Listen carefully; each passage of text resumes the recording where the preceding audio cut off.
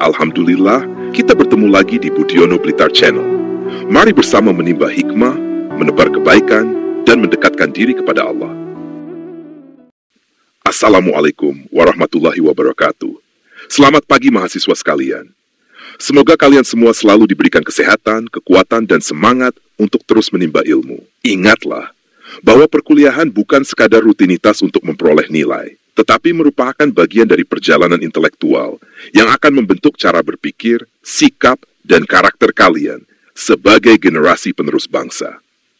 Hari ini kita akan membahas salah satu peristiwa penting dalam sejarah bangsa Indonesia, yaitu Piagam Jakarta tanggal 22 Juni tahun 1945 dan sidang PPKI tanggal 18 Agustus tahun 1945. Keduanya menjadi Indonesia yang merdeka.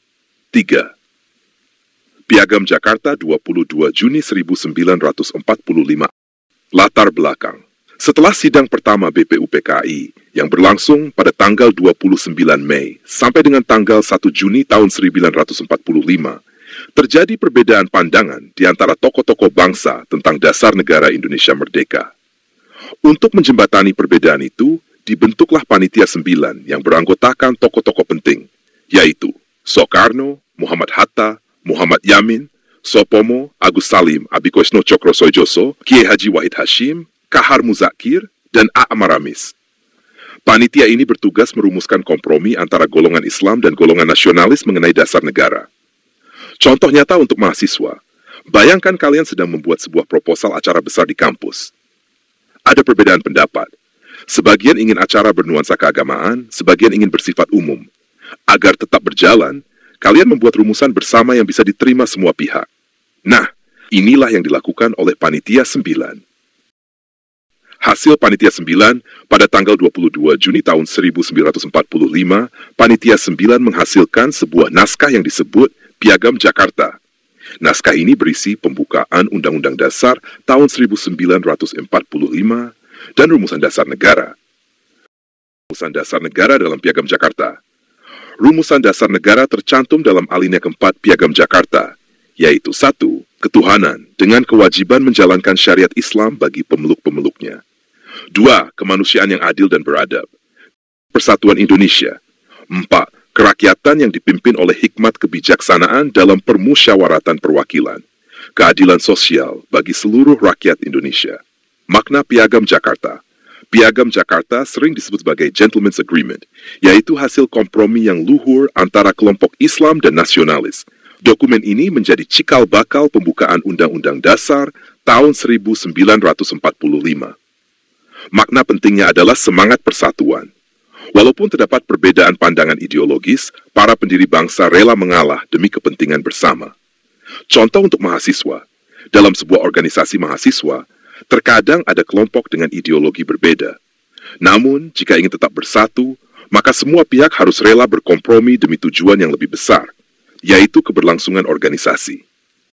Perubahan penting. Pada tanggal 18 Agustus tahun 1945, sehari setelah proklamasi, sila pertama Piagam Jakarta diubah dari ketuhanan dengan kewajiban menjalankan syariat Islam bagi pemeluk-pemeluknya, menjadi ketuhanan yang Maha Esa. Perubahan ini dilakukan demi menjaga persatuan bangsa agar semua golongan, termasuk non-Muslim, dapat menerima Pancasila sebagai dasar negara. Kesimpulan bagian ini, Piagam Jakarta adalah dokumen kompromi politik yang sangat penting dalam merumuskan dasar negara dan menjadi fondasi lahirnya Pancasila dalam pembukaan Undang-Undang Dasar tahun 1945. 4. Sidang PPKI 18 Agustus 1945. Latar belakang. Setelah proklamasi kemerdekaan pada tanggal 17 Agustus tahun 1945, bangsa Indonesia perlu menata dasar konstitusi dan pemerintahan.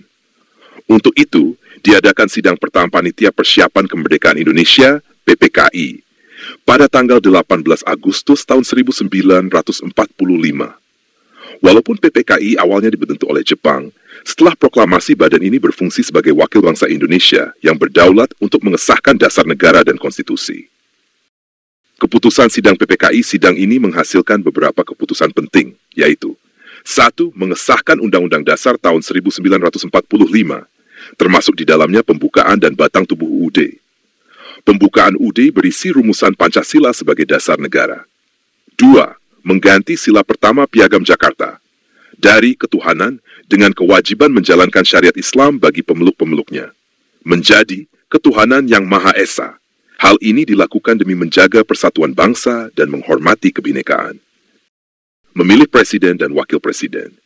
Irto Soekarno dipilih sebagai presiden pertama Republik Indonesia. Dr. Muhammad Hatta dipilih sebagai wakil presiden. 4. Membentuk Komite Nasional Indonesia. Komite ini berfungsi sebagai badan legislatif sementara sebelum terbentuknya Majelis Permusyawaratan Rakyat dan Dewan Perwakilan Rakyat. C. Makna Sidang PPKI. Sidang PPKI adalah langkah awal untuk menegakkan negara Indonesia merdeka secara konstitusional.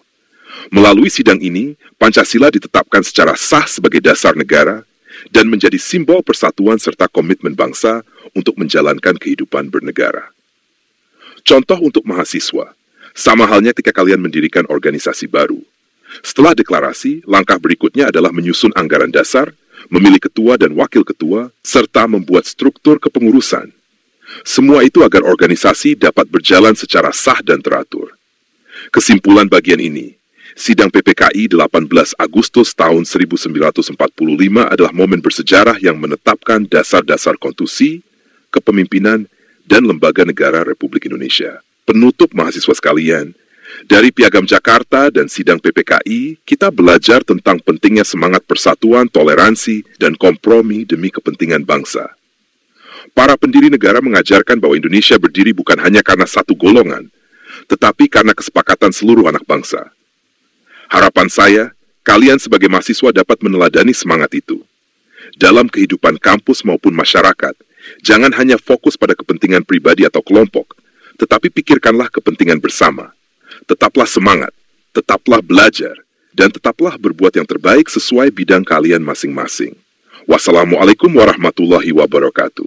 Saudara-saudara mahasiswa, dari pembahasan hari ini kita pahami bahwa Pancasila bukan hanya dasar negara.